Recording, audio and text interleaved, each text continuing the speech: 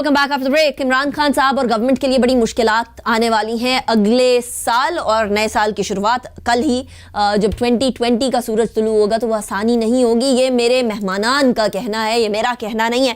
باقی سیاسی شخصیات کے حوالے سے بھی بات کرنا سٹارٹ کرتے ہیں. مریم نواز صاحبہ اور نواز شریف صاحب, ان دونوں کا 2020 جو سال ہے وہ کیسا رہے گا؟ کیا ان کے لیے مزید سیاسی مصیبتیں بڑھتی چلی جائیں گی؟ کیا یہ پاکستان واپس آئیں گے یا نہیں آئیں گے؟ کیا صورتحال ہے؟ دیکھیں, جہاں تک مریم نواز صاحبہ کا تعلق ہے, ان کے بھی ستارے جو ہیں وہ بہت گردش میں ہیں. صحیح. اور وہ جا کے اگست میں جا کے سٹیبل ہوں گے. ٹھیک ہے. اور اس کے بعد جو ہے وہ سیاست میں ایک راستہ بنے گا ان کا آنے کا.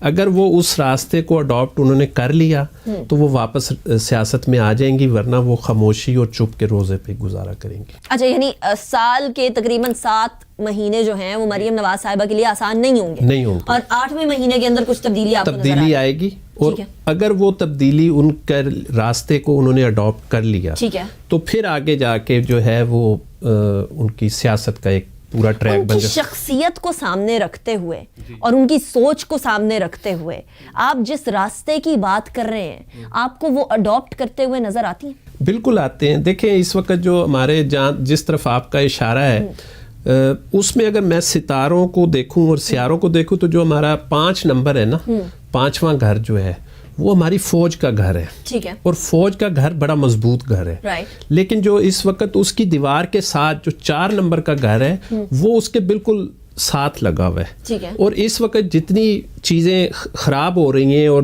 ڈسٹرب ہو رہی ہیں وہ اس 4 نمبر گھر کی وجہ سے ہو رہی ہے, اور اس کے اثرات ہمارے 5ویں گھر کے اوپر بھی ہیں. تو 4 نمبر آپ نے بتایا حکومت کا گھر ہے, ابھی حکومت کا گھر ہے. اور اس کا جو سینٹر پوائنٹ ہے فوج کا, وہ اپنی جگہ سے بھی اس 4 نمبر کی دیوار کی طرف ہے. مطلب دونوں گھر بہت نزدیک آ چکے ہیں, اور اس کی وجہ سے جیسے یہ بیریئر ٹوٹے گا, حالانکہ یہ جو نیس ٹائم سٹارٹ ہو گیا ہے یہ تقریباً 2.5 سال تک جاتا ہے. اچھا.